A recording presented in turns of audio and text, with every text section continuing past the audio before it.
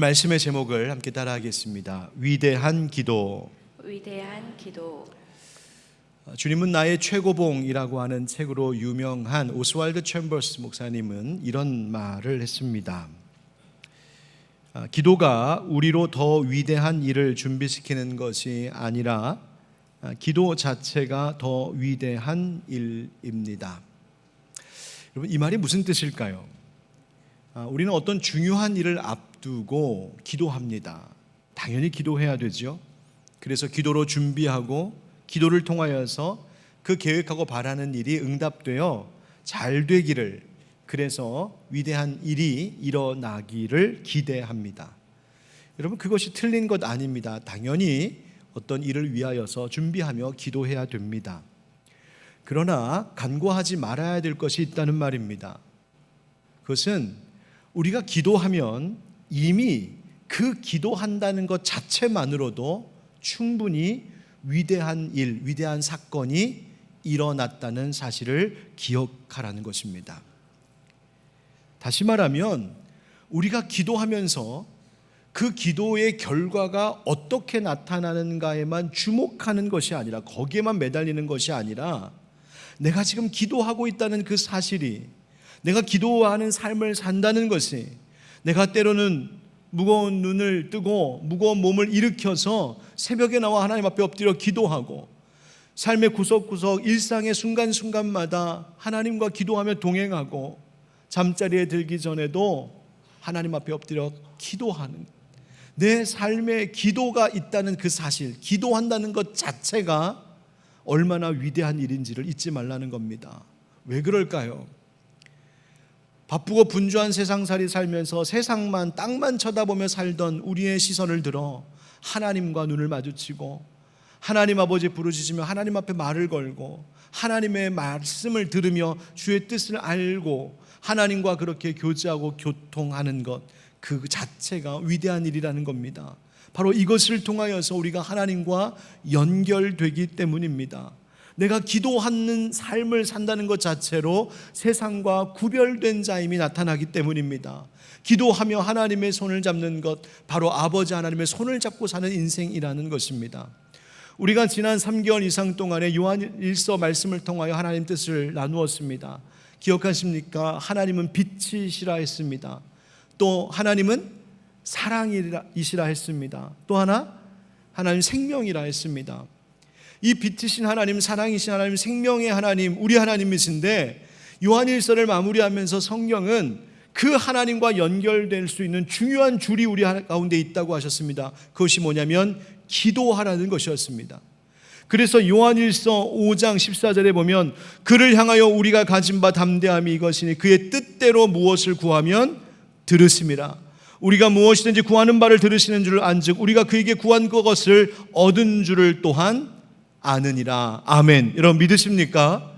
여러분, 기도는 하나님과 연결되는 줄이요, 내가 기도한다는 것 그 자체가, 그 응답의 결과가 무엇이든과 상관없이 이미 기도한다는 것 자체가 위대한 역사라는 것입니다. 마치 그것은 산속에 조난당한 사람과 같습니다. 어떤 한 사람이 깊은 산속에 조난당했다고 생각해 봅시다. 길을 잃고 헤매다가 떨어져서 크게 몸을 다쳤습니다. 꼼짝도 못합니다. 죽을 처지에 있습니다. 힘을 다해서, 정말 사력을 다해서 주머니에 있었던 휴대전화를 꺼냅니다. 그리고 그것을 눌러 119 누릅니다. 여러분, 그런 일이 있으면 저한테 전화하시면 안 됩니다. 일단 119한테 먼저 전화하셔야 돼요. 119 전화합니다. 그러면 저, 네, 119입니다. 뭘 도와드릴까요? 예, 제가요, 지금 어느 산 어디쯤 가다가 길을 잃고 헤매다가 크게 다쳤는데 절 좀 도와주세요. 절 좀 살려주세요. 이제 그러고서 이제 전화를 끊습니다. 전화를 딱 끊으면 그 다음 나오는 말이 뭐냐면, 살았다. 살긴요. 여러분, 조난당한 상태 그대로입니다. 아직 다친 몸 그대로입니다. 길을 찾은 것도 아닙니다. 아직 집으로 돌아간 것도 아닙니다. 여전히 상태는 똑같습니다. 그런데 살았다 합니다. 왜? 날 도와주고 날 구조해 줄 수 있는 119와 연결되었으니, 그 사람이, 그들이 나의 지금 상황을 알고 있으니 이제 날 찾겠구나 하는 확신이, 믿음이 있는 것이죠. 여러분, 기도가 그것입니다. 여러분, 기도가 위대한 이유가 바로 이것입니다. 기도의 결과가 어떠해서이기 전에 이미 내가 기도로 빛이요 생명이요 사랑이신 하나님과 연결됨으로 하나님과 함께 동행하는 삶을 살게 됐다는 이 사실 자체가 우리 가운데 이미 위대한 일, 위대한 사건이 시작된 것인 줄 믿습니다. 그래서 기도가 중요합니다.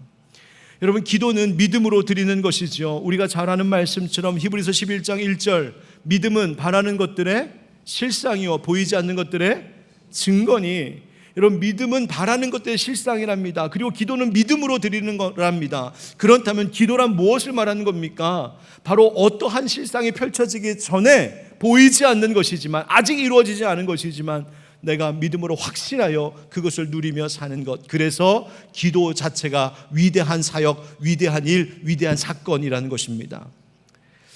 여러분, 성경에는 여러 유명한 기도문들이 나옵니다. 그런데 그 중에 짧지만 정말 유명해진 기도문이 하나 있습니다. 바로 오늘 본문인 야베스의 기도인데요. 사실 야베스라고 하는 기도는 성경의 다른 곳에 나오지 않고, 또 이 기도문도 다른 곳에 나오지 않고 딱 이 역대상 4장에만 나오는 짧은 구절입니다. 그런데 교회 생활하시는 분들은 언제부턴가 이 말씀, 이 사람 누구나 다 아는 이야기가 되어버렸습니다. 이 야베스의 기도가 유명해졌던 계기가 있어요. 그것이 언제냐면 2000년대 초에 기독교 교회에 센세이션을 일으켰던 책이 하나 있습니다. 브루스 윌킨스라고 하는 분이 쓴 책, 바로 동명의 책입니다. 야베스의 기도라고 하는 책인데요, 이 책이 엄청난 인기를 끌고 이분의 메시지가 어마어마하게 유명해졌었습니다.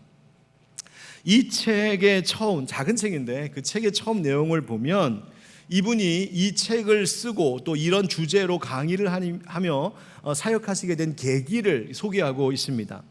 그분이 미국 달라스 신학교의 신학생일 때 마지막 학기를 보내는데 마음에 고민거리가 생기더랍니다. 뭐냐면 앞으로 진로에 대한 문제입니다. 신학생들이 여러분 마지막 학년, 마지막 학기가 되면 하나님 앞에 기도도 많이 하고 고민하는 것 중에 하나가 바로 그것입니다. 하나님이 나를 어디로 부르실까, 어떻게 쓰실까 하는 것이죠. 이분도 그런 고민에 빠져 있었습니다. 그래서 마음에 늘 기도하기를, 하나님, 어디에서 나의 이 에너지와 열정과 이 훈련받은 것들을 쏟아부을 수 있겠습니까? 하나님, 저를 어디로 부르시겠습니까? 늘 기도하는 마음이 있으셨답니다. 그러던 중에 문득 생각난 것이 당시 그 신학교의 교목이었던 리차드 쉼이라고 하는 목사님, 그분의 메시지가 떠오르더랍니다. 뭐라고 말씀하셨었냐면, 여러분, 보다 원대한 비전을 갖기를 원하십니까? 그렇다면 하나님을 위해 더 큰 일을 기대하고 더 많은 일을 하려는 사람이 되기로 결단하십시오. 그랬다는 겁니다. 다시 말하면 하나님을 위하여서 정말 큰 꿈 꾸라는 겁니다. 그냥 세상의 세상의 야망을 위해 쫓아가는 사람 되지 말고 하나님이 주시는 원대한 꿈을 꾸고 나는 그 꿈을 이루어가는, 하나님과 함께 그 비전을 이루어가는 사람이 되기로 결단하라는 겁니다. 여러분, 아직 그 사람이 그렇게 된 게 아닙니다. 아직 위대한 사람이 된 것도 아니고 위대한 일을 이룬 것도 아닙니다. 다만 그렇게 되기로, 또 그렇게 하기로 결단하고 작정했다는 겁니다. 그런데 중요한 것은 그렇게 결단하고 작정하니까 그 다음부터 모든 생각이 거기에 꽂히기 시작하는 겁니다. 내가 어떻게 하면 하나님의 위대한 자로 살아갈 수 있을까? 어떻게 하면 위대한 일을 감당할 수 있을까? 그러면서 그 목사님으로부터 받았던 말씀이 하나가 바로 이 야베스의 기도, 역대상 4장 9절의 말씀이었습니다. 이 말씀에 보면 야베스는 그 형제보다 존귀한 자라 이렇게 되어 있거든요. 그래서 이 목사님도, 브루스 윌킨스 목사님도 기도했다는 겁니다. 하나님, 나도 이 야베스처럼 존귀한 자 되기를 원합니다. 하나님 보시기에 존귀한 자 되기로 결단합니다. 주님, 저도 주님을 위하여 큰 일을 기대하고 더 많은 일을 하는 사람이 되고 싶습니다. 그거를 기도하니까 늘 생각이 거기가 있는 거예요. 그렇게 되기로 결단하고 작정하니까 어떻게 하면 그렇게 될 수 있는지 그 길을 하나님 앞에 늘 구하게 된 거예요. 그래서 야베스의 기도를 자기 자신의 기도가 되게 하고 그 기도대로 살아가며 많은 사람들에게 이 기도의 중요함을, 이 기도의 의미를 가르치던 사역을 감당하게 되셨다는 거였습니다. 여러분, 기억하십시오. 우리를 구원하신 하나님은 우리가 그냥 이 땅에서 세상 사람들처럼 잘 먹고 잘 살고 잘 즐기고 편안하게 재밌게 있다가 이만하면 됐지, 이 정도면 됐지 하다가 인생 다 보내기를 원하지 않으십니다. 그 정도 살라고 예수님의 피값으로 우리를 구원하신 것이 아닙니다. 세상 사람들처럼 세상 사람들 좋아하는 것, 그것 원하고 그 기도, 그 소원, 그거 들어주려고 하나님의 아들 예수 우리에게 내어주신 것이 아니란 말입니다. 하나님께서 우리를 구원하신 그 이유, 그것은 우리의 인생이, 우리의 삶이 위대한 삶이 되기를 원하시기 때문입니다. 여러분 별로 공감이 안 되시죠? 이 나이에 무슨 위대한 삶, 내 처지에 무슨 위대한 인생. 여러분 왜 이 말이 잘 와닿지 않고 공감이 안 되는지 아십니까? 여러분이 생각하는 위대한 삶의 내용이 성경이 말하고 있는 하나님이 생각하는 위대한 삶의 내용과 차이가 있기 때문일 수 있습니다. 여러분 엄청난 세상적 성공을 이루는 그런 위대한 삶, 그거 얘기하는 것 아닙니다. 엄청난 업적을 이루어내는 것 아닙니다. 위인전에 나오는 위인들의 모습, 여러분 그거 지금 우리로 살라고 말하는 것이 아닙니다. 하나님 보시기에 하나님께서 생각하시는 위대한 삶, 그것은 세상의 사람들이 말하는 것과 다른 것입니다. 하나님이 말하시는 위대한 삶, 위대한 인생은 뭘까? 그것은 하나님의 나라와 그 뜻을 구하며 사는 인생입니다. 인생의 목적이 세상에 있지 않고 하늘에 있는 인생입니다. 세상에서는 가진 것이 하나 없을지라도 천국의 보화를 쌓을 줄 아는 인생입니다. 세상에서는 무명할지라도 천국에서 유명한 인생입니다. 세상에서는 사람들이 몰라줘도 주님은 알아주시는 인생이 위대한 인생입니다. 작은 삶의 모든 순간순간마다 하나님과 동행하고 하나님 손 붙잡고 주님의 향기를 바라면서 곳곳에서 빛과 소금의 역할을 감당하는 작은 예수로 살아가는 사람들, 하나님은 그 인생을 위대하다 말씀하시는 겁니다. 그리고 그 위대한 삶은 위대한 기도에서 시작이 됩니다. 오늘 야베스의 기도, 이 말씀 함께 나누면서 정말 하나님께서 기뻐하시는 위대한 기도자의 삶, 그 위대한 인생을 다시 한번 결단하고 작정하고 함께 새롭게 출발하는 은혜가 있기를 예수님의 이름으로 축원드립니다. 한번 따라해 보실까요? 진정한 복을 구하는 기도가 위대합니다. 진정한 복을 구하는 기도가 위대합니다. 여러분 야베스의 이 기도는 앞서 말씀드린 것처럼 다른 성경 본문에 나오지 않고 이 역대기에만 나오는데요. 그래서 역대기가 어떤 배경에서 기록됐는지를 좀 알 필요가 있습니다. 이스라엘 유다 백성들이 바벨론의 포로로 있다가 하나님이 약속하신 때가 되었을 때 놀라운 방법으로 이 포로 생활을 마치고 고향 땅 예루살렘으로 돌아오게 됐습니다. 예루살렘 땅에 돌아와 보니 그들이 그토록 사랑하고 그리워했던 예루살렘 완전히 폐허가 되어 있었습니다. 생명처럼 여겼던 예루살렘 성전, 하나님 예배하는 성전은 다 회파되어 있고 성벽도 다 무너져 내려 있고 여기서 과연 다시 살아갈 수 있을까 싶을 만큼 그렇게 처참하게 무너져 있는 비참한 상황을 목격했습니다. 이 유다 백성들이 거기서 다시 새 삶을 시작할 준비를 해야 했습니다. 바로 그 이야기가 느헤미야 이야기고 에스라서 이야기이죠. 바로 그때에 사람들은, 유다 백성들은 그 황폐화된 땅 예루살렘 땅에서 생각하기 시작했습니다. 왜 하나님께서 우리의 민족에게 이러한 일을 겪게 하셨을까? 왜 이런 고난 가운데 두셨었을까? 그리고 왜 다시 하나님께서 우리를 건지시고 구원하셨을까? 하나님의 뜻을 구하고 그 모든 일들을 묵상하기 시작했고 이제 다시 그 땅의 터전을 일구어서 하나님의 거룩한 나라를 이루어야 될 사람들에게 희망을 줄 수 있어야 했습니다. 그래서 기록한 책이 역대기입니다. 그래서 뭘 기록하기 시작하냐면 우리 민족이 하나님의 언약 백성임을, 하나님의 돌보심과 약속 가운데 있는 언약 백성임을 후손들이 잊지 않게 하기 위하여 족보를 쓰기 시작합니다.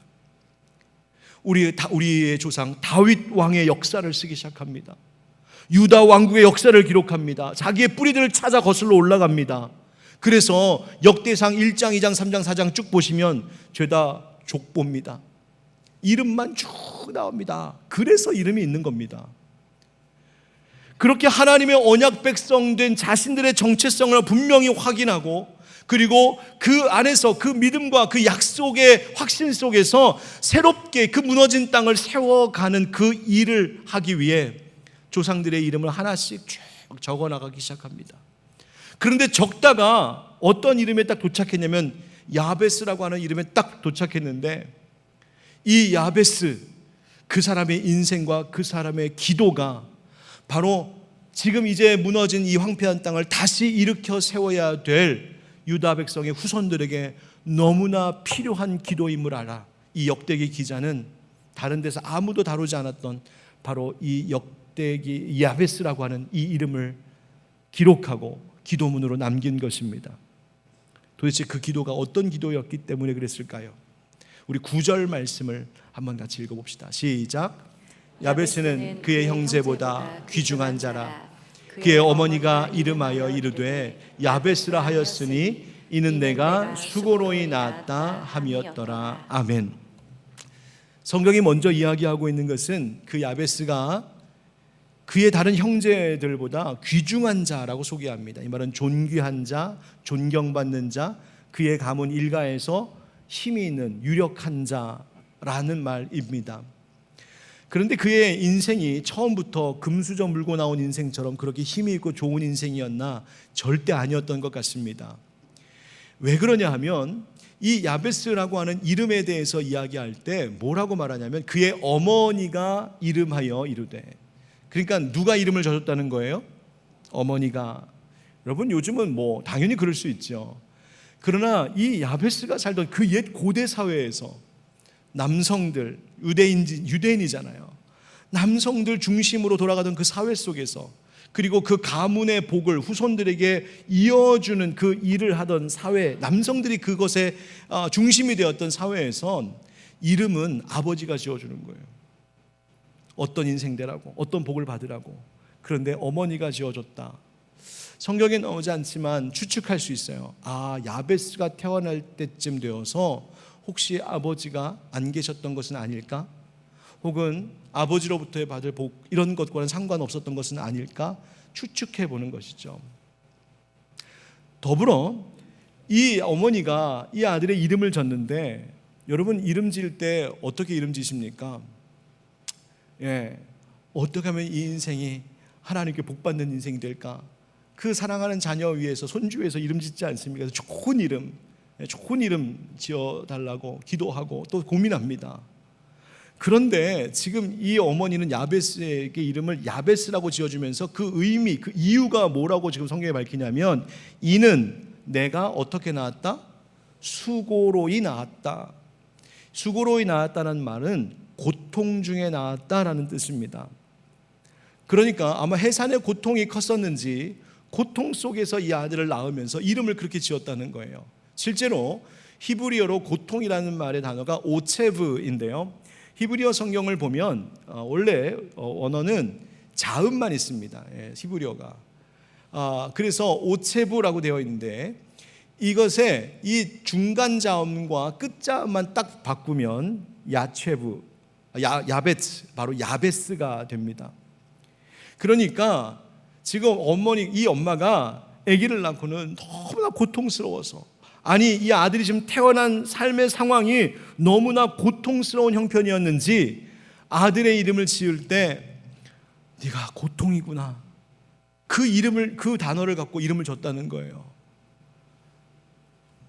축복아, 평안아, 기쁨아, 막 이렇게 불러야 될 얘한테 고난아, 고통아, 시련과 괴로움아, 아들을 그렇게 부르는 거예요. 여러분, 부르는 엄마도 엄마지만 이 이름으로 불리던 아들의 심정은 어땠을까요? 아니, 우리 엄마는 이름을 줘도 이게 뭐야? 왜 이름을 이렇게 줬어? 요즘 같았으면 당장 구청 달려가갖고 개명 신청하지 않았겠어요? 그런데 이 아들은요, 그 이름, 어쩌면 자신의 인생의 운명을 결정지을 수 있을 것 같았던 그 이름이 이렇게 어두운 이름이었음에도 불구하고 그것에 굴하지 아니하고 야베스는 하나님 앞에 기도합니다. 뭐라고? 10절 상반절 다 같이 읽어봅시다. 시작. 야베스가 이스라엘 하나님께 아뢰어 이르되 주께서 내게 복을 주시려거든. 아멘. 상반절만 먼저 읽었습니다. 주께서 내게 복을 주시려거든. 저는 이 구절의 해석이 오늘 우리 개역 가지고 있는 개역개정 성경의 해석이 좀 많이 아쉽습니다. 오히려 옛 개역 한글 성경이 조금 더 이 의미를 살리지 않을까 싶습니다. 왜 그러냐면 이 구절의 원문 언어 히브리어가 뭐냐면 임 바레크 테바레키니 이렇게 되어 있습니다. 자, 임이라고 하는 말은 뜻이 원컨대, 정령, 진실로 뭐 이런 뜻입니다. 바레크라고 하는 말은 복입니다. 복. 그런데 그 복에 테바레켄이라고 하는 말, 또 바레크라고 하는 복이라는 단어가 한 번 더 쓰인 거예요. 그러니까 정령, 복에 복을 더하여 이 말이에요. 그래서 옛 개역 한글 성경을 보면 이렇게 번역했습니다. 원컨대 주께서 내게 복에 복을 더하사. 복에 복을 더하사. 이 아베스는 욕심이 많았나 보다.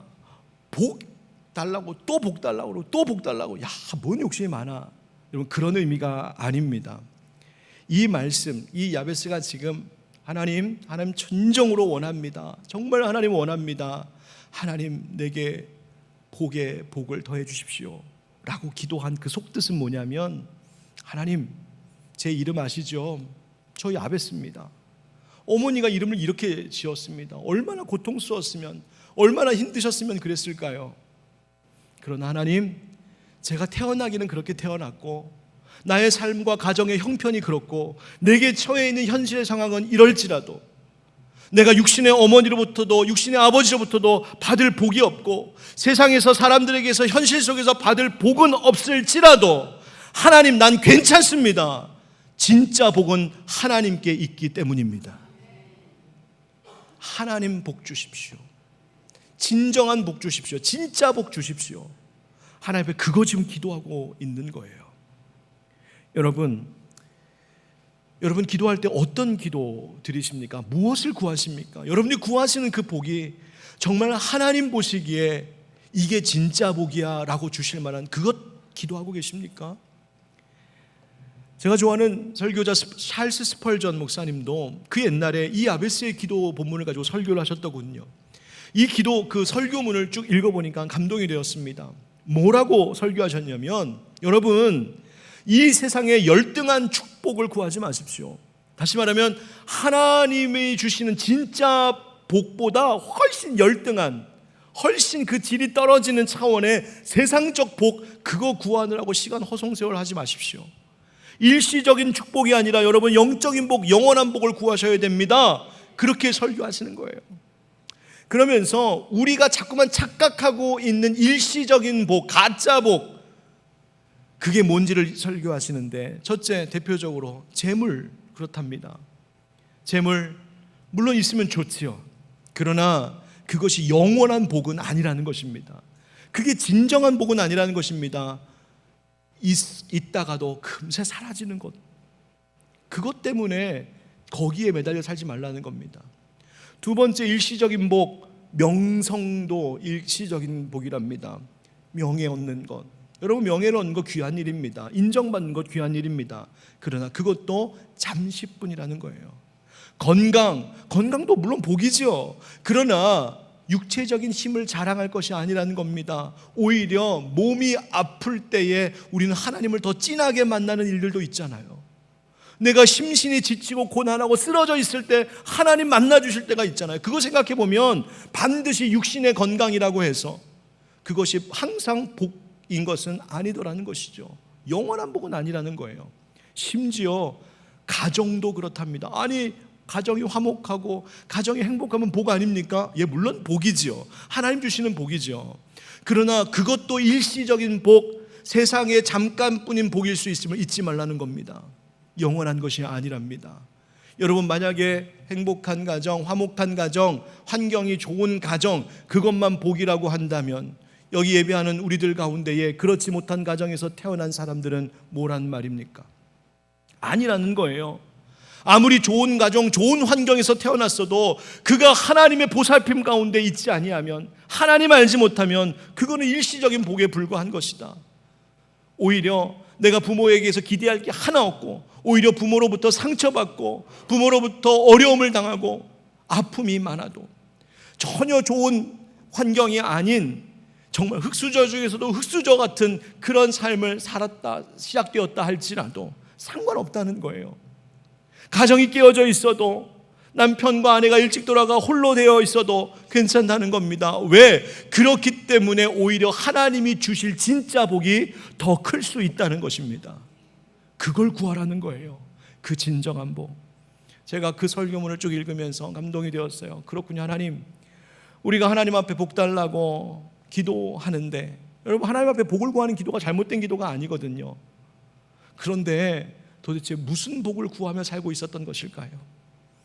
하나님, 나도 야베스처럼 복의 복, 하나님 주시는 진짜 복, 그 영원한 복을 구하는 내가 되게 달라고 기도했습니다.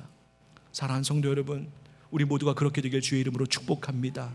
바로 그렇게 될 때에 그 고통 속에서 태어났던 야베스가 형제 중에 누구보다도 귀중한 자가 되었다 하시는 거예요. 두 번째, 어떤 복이 위대한 기도일까? 따라합시다. 용기 있게 구하는 기도가 위대합니다. 용기 있게 구하는 기도가 위대합니다. 10절 중간에 나오는 구절 한번 따라 하실까요? 나의 지역을 넓히시고. 나의 지역을 넓히시고. 옛 성경에는 나의 지경을 넓혀 주십시오 이렇게 번역되기도 했었죠. 나의 지역을 넓혀 주십시오. 아유, 야베스는 복에다가 복을 얹혀서 달라고 하고 심지어 땅도 더 달라고. 야, 욕심이 너무 많은 거 아니야? 아니, 주신 대로 그냥 살면 되지. 감사하며 사는 게 더 중요하지. 그런데 야베스는요, 하나님, 내 삶의 지경, 내 삶의 지역을 넓혀 주십시오 기도했어요. 왜 이렇게 기도했을까? 만약 이 기도가 욕심투성이의 기도였고 잘못된 기도라면 하나님이 이 기도를 허락하실 리가 없지요. 그런데 오늘 성경은 분명히 10절에 하나님이 그의 기도를 허락하셨다고 되어 있어요. 그렇다면 이 기도에 무슨 의미가 있는 것일까요? 여러분, 당시 이스라엘 백성들, 이스라엘 사람들은요, 가나안 땅에 살 때 어디서 사는 사람들이었냐면 하나님이 정해주신 구역에서 사는 사람들이었어요. 줄로 재어준 구역. 그래서 여호수아 때 각 지파 족속마다 가문마다 하나님이 딱딱 정해준 그것이 자신들에게 주어진 삶의 터전이었고, 그것은 팔 수도 없었고, 그것은 후손들에게 계속 물려줘서 그 가문이 대대로 지켜야 할 땅은 하나님께서 주신 것이었어요. 그런데 지금 이 야베스는 자기에게 주어진 그 땅을 뛰어넘어 하나님 넓게 해주십시오 기도하고 있는 거예요. 아니, 욕심도 많다, 다른 사람의 것까지 다 뺏으려고, 그런 이야기가 아닙니다. 여기서 더 구하는, 넓혀달라는 이 땅은 하나님, 아무도 차지하지 않은 땅, 정복되지 않은 땅, 하나님 미지의 그 땅을 하나님 제게 허락해 주십시오. 그러면 그 땅이 하나님 땅 되게 하겠습니다. 바로 그 기도였습니다. 여러분, 무슨 말이냐면 당시 사람들이 자신의 주어진 삶의 바운더리, 삶의 그 한계 속에 늘 갇혀서 구할 생각조차 하지 못하고 더 뻗어나갈 생각도 하지 못하고 있을 때에 야베스는 비전이 있었습니다. 주어진 운명에 체념하지 않고 안주하지 않고 자신의 삶을 변화시키려고 했어요. 바로 이 마음, 이 비전, 이 용기가 이 역대기를 쓰고 있던 역대기 기자의 마음에 감동이 되었을 것이 분명합니다. 왜? 포로기 이후에 그 황폐해진 예루살렘 성을 다시 일구어가며 다시 하나님의 나라를 세워야 했던 그 엄청난 과업을 이제 감당해야 될 자신의 동족들 그리고 후손들에게 무엇보다도 필요한 것은 하나님이 그 땅을 넓게 하시고 다시 세우신다고 하는 그 확신이요, 그것을 믿는 믿음과 용기가 절실했기 때문입니다. 그러니 이 기도를 그들에게 알리면서 다시 한번 그들을 용기 주고 격려했던 것이죠. 하나님 넓혀주실 거야. 여러분, 이 말씀을 하나님 오늘 우리에게도 주신다면 분명한 이유가 있는 줄 믿습니다. 여러분, 적극적인 기도, 용기 있는 믿음이 필요합니다. 여호수아와 갈렙이 그랬습니다. 하나님이 주실 가나안 땅을 정탐하고 와서 다른 정탐꾼 10명은 다 안 됩니다, 못합니다 할 때에 여호수아와 갈렙 두 사람은 됩니다, 할 수 있습니다. 하나님 주신 땅입니다. 믿음으로 구했습니다. 갈렙은 수십 년이 흐른 후에도 하나님 내게 이 산지를 내게 주시옵소서 기도했습니다. 다윗은 어떤 사람이었나요? 적극적인 사람이었습니다. 여부스 사람들의 성을 예루살렘으로 편입시켜서 수도로 삼기도 하고, 방치되어 있었던 언약궤 하나님 기뻐하신 일이라고 생각하고 그것을 다윗성으로 가지고 와 장막을 치고 하나님을 거기서 예배함에 온 에너지를 다 쏟았던 다윗은 얼마나 용기 있고 얼마나 적극적인 사람이었는지 하나님을 위해서 집 지어드리겠다고, 하나님이 천지 만물을 지으신 분인데 나 하나님 집 지어드리고 싶어요. 나만 궁궐에 사니까 너무 죄송해요. 그래서 집 짓고 싶었는데 자신은 허락되지 않아서 아들 솔로몬이라도 집을 지으라고 미리 모든 재료와 모든 필요한 것들을 다 준비해 놓고 세상을 떠났던 다윗. 여러분, 용기가 필요합니다. 내 삶의 지경을, 내 삶의 지역을 넓혀주시기를 기도하셔야 됩니다. 왜? 그곳에 하나님의 선한 영향력을 미치는 일에 쓰임받는 도구가 되기를 원하는 겁니다. 여러분, 오늘은 이제 조금 있다가 임시재직회를 열 텐데 성전 보수에 대한 이야기도 물론 하겠지만, 아니 공사하는 것도 바쁜데 웬 느닷없는 교육관인가 의아해 하시는 분들도 계실지 모르겠습니다. 갑자기 진행된 일은 아닙니다. 사실은 예전부터 저도 또 우리 당회에서도 함께 리더 그룹들이 함께 마음에 소원을 두고 기도하던 것들 중에 하나이기도 합니다. 여러분, 지금 이 시간에 여러분은 3부 예배 드리고 이제 식당 가시는 분들 많고 집에 가시니까 잘 모르시겠지만, 이 시간에 지금 교회 학교 올라가면 어떤 상황인지 아십니까? 2층 가면 난민촌입니다. 애들이 예배가 끝나고 흩어져서 공과 공부를 해야 되는데 갈 데가 없어갖고 복도에 늘어져 앉아 있습니다. 어떻게 할 수가 없습니다. 아이들은 하나님께서 교회 학교 부흥하게 하셔서 너무나 이 시대에 정말 감사한 사역 감당하고 있는데 아이들이 편안하게 쾌적한 환경에서 나눔을 갖지 못합니다. 점심 끝나고 이제 목장, 물론 지금 방학했지만 목장 활동할 때는 목장 모임 할 장소가 주일에 없어서 여기저기 돌아다닙니다. 어떤 일도 있었냐면 주일날 목장 모임을 할 수 있는 장소를 먼저 선점하는 목자가 능력 있는 목자라고. 이 기가 막힌 일이 벌어지는 것을 보면서 하나님, 저희들에게 조금만 여유의 공간이 더 있었으면 좋겠습니다.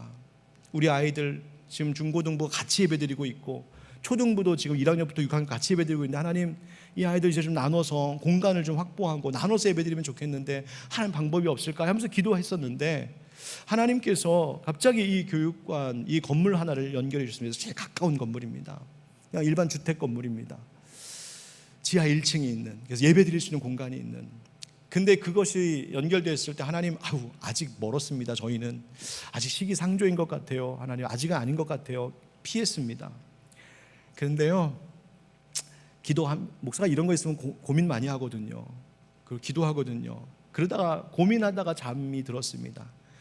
근데 하나님이 제게 꿈을 하나 주셨어요. 제가 이렇게 꿈 이야기로 여러분에게 이렇게 이야기하는 건 처음인 것 같은데요, 제가 꿈을 주셔서 어떤 꿈을 꾸게 하셨냐면, 제가 아침에 교회 출근을 했는데 우리 교회 꼭대기에 우리 하늘빛 광성교회라고 하는 큰 간판이 있잖아요. 아니 그 간판을 내리고 다른 간판을 어떤 인부들이 올라서 막 거는 거예요. 그래서 아니 이게 뭔 일인가, 내가 쫓겨났나, 그건 아닌 것 같은데, 아니면 나도 목사도 모르게 뭘 하나. 그래서 한참 지켜봤습니다. 꿈에. 그런데 보니까 뭐 하나 새로운 간판이 멋지게 하얀 글씨로 멋지게 이름이 딱 있어서 간판이 쫙 세워져 올라오는데, 환하게 밝아오는 그 이름이 뭐였냐면 복음의 집이라고 하는 이름이었어요. 복음의 집? 제가 꿈에서 깨면서 깨달았습니다. 하나님, 우리 교회 복음의 집 되라고 하시는군요. 하나님, 좋은 소식 전하는 집 되게 하시는군요. 그리고 그날 오후에 이 건물이랑 연결이 됐어요. 제가 이 일을 경험하면서 그냥 꿈이었나 보다 그냥 지나칠 수도 있었는데, 이 문제를 두고 기도하면 기도할수록 그 꿈이 계속해서 더 생생하게 또렷해지는 것을 경험하면서 하나님 이 일 하라고 하시는가 봅니다. 마음에 소원을 갖게 됐어요. 여러분, 이 지역사회에 얼마나 돌봄이 많이 필요한 아이들이 많은지 아십니까? 지금 방치되고 있는 아이들이 얼마나 많은지 아십니까? 청소년들 자살률이 계속 급증하는 것 아십니까? 거기에 일산이 또 일조하고 있는 것 아십니까? 이 지역에 시니어들, 어르신들, 노인분들 많으시죠? 얼마나 많은 돌봄이 필요한지 아십니까? 지금도 무더운 여름에 에어컨 없이 혼자 생활하시면서 그래서 온종일 문 다 열어놓고 부채 하나로 버티고 계신 어른들도 이 지역 가까이 곳곳에 계시다는 것 아십니까? 여러분, 그런 분들 생각할 때마다 교회가 뭐 하고 있는 거지? 도와야 되는데, 섬겨야 되는데, 보살펴 드려야 되는데, 그 사명에 대한 부담감이 우리 안에 있습니다. 바로 그 일을 위해서 하나님이 시작하시는 것 아닌가 조심스럽게 기도하면서 준비하고 있는 겁니다. 여러분, 우리가 하나님 앞에 지경을 넓혀달라는 것, 그것은 그저 세상적인 만용이나 탐욕으로 하는 것이 아닙니다. 말씀드렸죠. 정복되지 않은 땅, 하나님 그 땅을 우리에게 허락해 주셔서 그 땅을 통하여 하나님 나라가 이루어지게 하여 주시옵소서. 그거 기도하는 것이거든요. 여러분, 교회만 아니라 우리의 삶도 그 지경이 넓혀지기를 주의 이름으로 축복합니다. 자녀들의 지경이 넓혀지기를 축복합니다. 직장의 지경도 넓혀지기를 축복합니다. 물론 하나님 주신 대로 감사하는 것은 물론이거니와 이제는 그것을 넘어서 하나님이 더 큰 꿈을 꾸고 계실 수 있음을 알고, 하나님, 나의 작은 생각 속에 하나님의 크심을 가둬두지 않게 하시고 그것을 뛰어넘어 하나님의 원대한 꿈이, 하나님의 꿈이 나의 미래, 우리 교회, 우리 가정, 우리 자녀들의 미래가 되게 하여 주시옵소서. 여러분, 바로 영적인 지경을 넓히라 하시는 것입니다. 사랑하는 성도 여러분, 우리의 영적인 지경, 삶의 지경들이 하나님 기뻐하신 대로 넓혀져가는 그 귀한 은혜가 있기를 주의 이름으로 축복합니다. 마지막으로 짧게 하나만 더 하겠습니다. 따라합시다. 부활을 믿고 구하는 기도가 위대합니다. 부활을 믿고 구하는 기도가 위대합니다. 10절 하반절 말씀 우리 한번 같이 읽지요. 시작. 주의 손으로 나를 도우사 나로 환난을 벗어나 내게 근심이 없게 하옵소서 하였더니 하나님이 그가 구하는 것을 허락하셨더라. 아멘. 야베스가 환난을 벗어나게 해달라고, 하나님 당신의 손으로 나를 환난에서 벗어나게 해주십시오, 근심 없는 평안을 주십시오 기도합니다. 얼마나 중요한 기도예요. 그런데 한번 생각해 봅니다. 왜 환난이 있었을까? 여러분, 지금 야베스가 하나님 앞에 영적 지경을 넓혀달라고, 삶의 지경을 넓혀달라고 하나님 앞에 기도했습니다.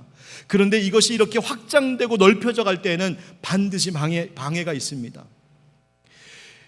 이스라엘 유다 백성들이 예루살렘 성벽을 다시 재건하려고 할 때, 야, 니들이 다 망한 너희 족속이 무슨 예루살렘 성벽을 재건한다고 하면서 조롱하고 비난하던 세력들이 있었습니다. 바로 그것이 환난입니다. 여러분, 우리가 영적으로도 지경을 넓혀가려고 할 때에 사탄은 가만히 있지 않습니다. 어떤 사람이 회심하고 주께로 돌아오려고 할 때 오히려 시험에 빠지게 하는 일들이 있습니다. 공격을 하기도 합니다. 가정이 주 은혜 가운데에서 신앙으로 중심이 되어서 회복되려고 할 때에 오히려 그 가정에 큰 환난을 겪게도 만들어버리면 사탄이 가만두지 않습니다. 교회가 부흥하고 성장하려고 할 때 교회를 흔들어 놓는 일들을 사탄이 집어넣기도 합니다. 하나님의 선한 사업을 감당하려고 할 때에 사단이 우리를 회방 놓는 일들이 있습니다. 하나님은 우리들을 하나님이 높이실 때가 있죠. 왜 높이실까? 더 넓은 지경에서 많은 자들에게 선한 영향력을 미치라고 우리를 높이실 때가 있습니다. 그런데 사탄은 그 높음을 자랑하게 하고 교만에 빠지게 만듭니다. 때로는 우리를 하나님은 깊은 실패의 자리에 그냥 두실 때도 있습니다. 왜? 그 깊은 고난의 자리에서 더 깊은 하나님의 은혜와 뜻을 알라고 말입니다. 그런데 사탄은 거기에서 뭐라고 합니까? 거봐, 그리고도 네가 하나님의 자녀야? 너 실패했어, 망했어. 원망하고 불평하고 하나님 불신하게 만듭니다. 바로 그 영적인 공격이 환난입니다. 여러분, 그런데 그 죄와 사망의 권세, 그 악한 세력의 권세를 깨뜨려 이기신 분이 누구십니까? 우리 구주 예수 그리스도이신 줄 믿습니다. 어떻게? 십자가에서 죽으시고 사흘 만에 부활하심으로 말미암아. 여러분 믿으십니까? 생명으로 이기셨습니다. 죽음의 권세를 파하셨습니다. 부활의 이름 예수이십니다. 우리가 기도 누구의 이름으로 기도합니까? 예수님의 이름으로. 주님, 부활을 믿습니다.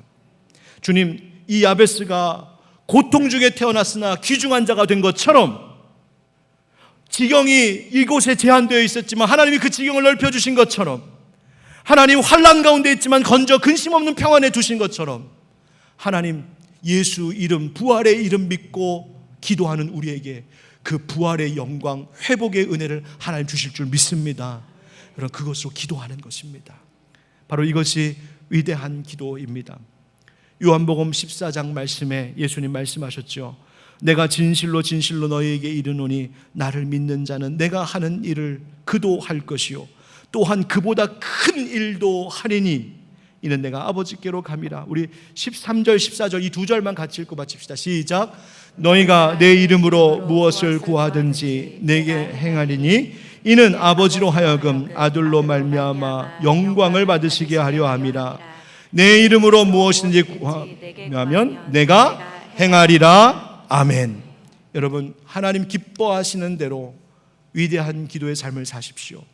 그 위대한 기도가 위대한 인생이 되게 할 것이고 또 그러한 인생들로 모인 우리들 하나님의 일 잘 감당하는 위대한 교회 되게 하실 줄 믿습니다. 아멘.